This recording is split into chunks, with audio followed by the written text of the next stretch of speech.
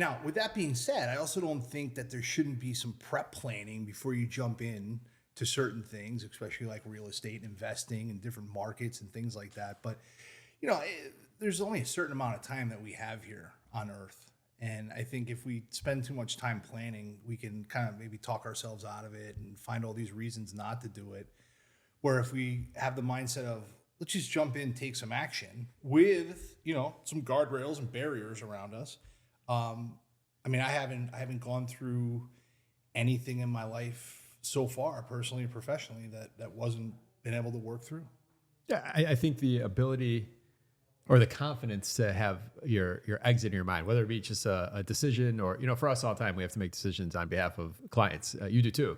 Yeah. And you have to, you maybe not get us approval on a couple $1,000 emergency situation, but you have to be able to turn around and justify or be able to, your exit is, I'm not getting stuck with this $2,000 bill because I could clearly talk to this client and make him understand this is his bill or whatever it might be. And I think that level of confidence of or control you feel you have about your destiny plays into it.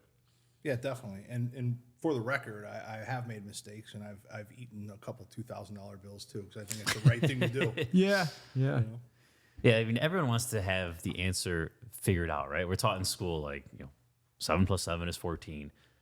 Mm-hmm. If everything was figured out, everyone would be doing this, right? That's where the opportunity is walking into the unknown, right? That's right. And it's hard to wrap our minds around that. I go through that all the time personally.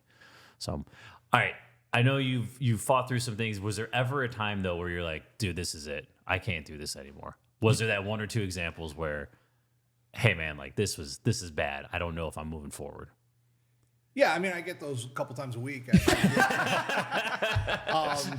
Dealing in the C-class neighborhoods. Yeah, I mean, where we operate is challenging. For our listeners, where do you operate? So we're on the southeast side.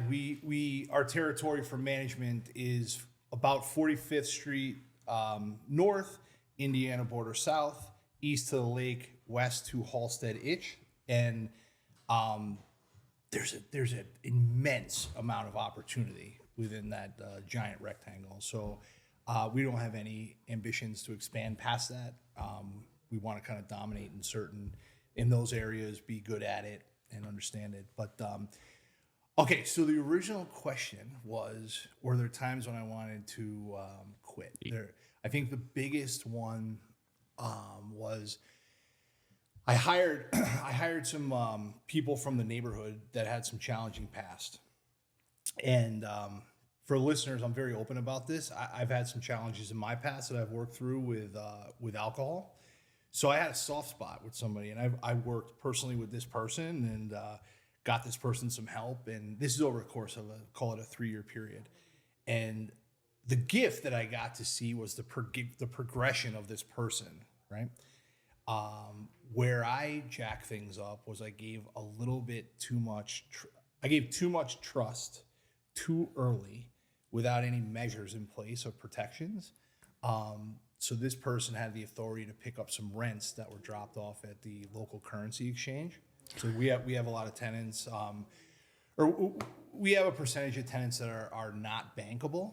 Yep. So they drop their rents off at a currency exchange. We have authorized representatives go pick them up. They're documented, and then we take them to the office, scan them, and record them. And at that time, the management company was not capitalized the way it is today, and it was in excess of $30,000.